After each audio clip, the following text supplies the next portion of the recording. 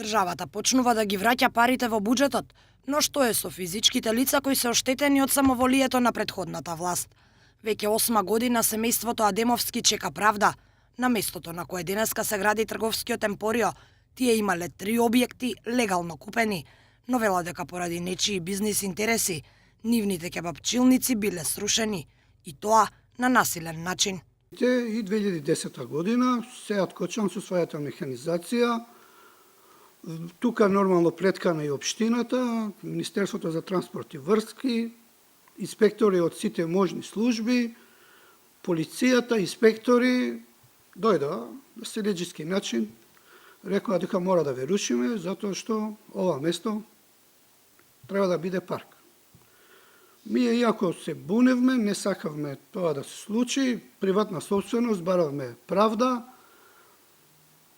Полицијата едноставно рече, ако не дозволувате да ве рушиме, ќе ве тепаме и се тргнаме на страна. Немаме друг избор. Со тие зборови ви се обратија? Да. Командир или началник, или не знам кој беше, рече дека ако не сакате да јадете ќотек, подобро да ќутите. Адемовски барале адекватно парично обештетување или пак 3 објекти како замена за срушените, но како што велат, од општината им понудиле смешна сума. Доаѓа овие од општина и градоначалникот Сокол Митревски неколку пати. Така, ко напоминување, ко пола официјално, викаше дека да се спогодиме, али ни нудеше смешна цена, која за тие пари, он знаеше дека сме ги купили објекти 300.000 евра и повише, он ни нудеше 20-25.000 евра. Вие таа сума не ја прифативте и потоа дојдоа со багетите да Ма кој нормален би прифатил? Ние 300.000 ги купивме и ги реновиравме, и направиме све.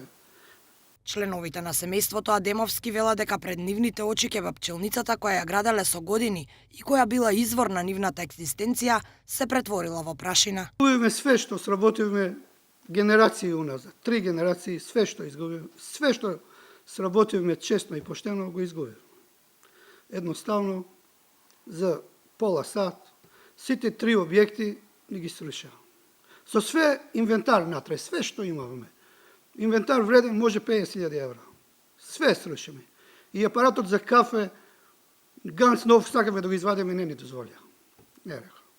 Урнатите локали имале легална документација и семејството Адемовски се обидало правдата да ја добие на суд, но судските лавиринти дополнително ги продолжиле нивните маки, следеле пресуди и жалби, а пред 3 години Вишиот управен суд донел одлука случајот да се врати од почеток на повторно одлучување.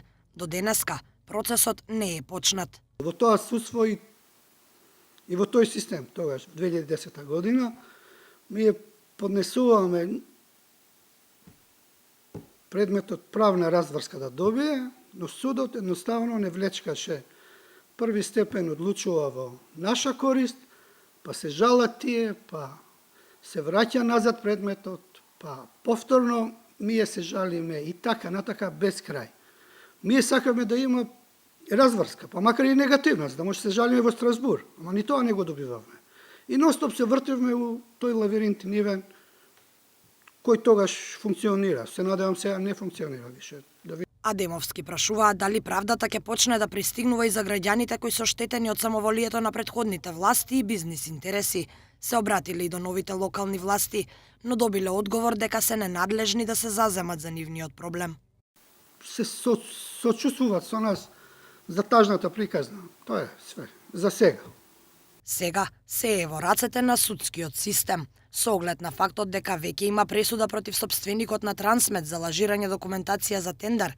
Адемовски се надеваат дека обвинителството и судиите нема да заборават на граѓаните оштетени од врската на Трансмет со претходните власти.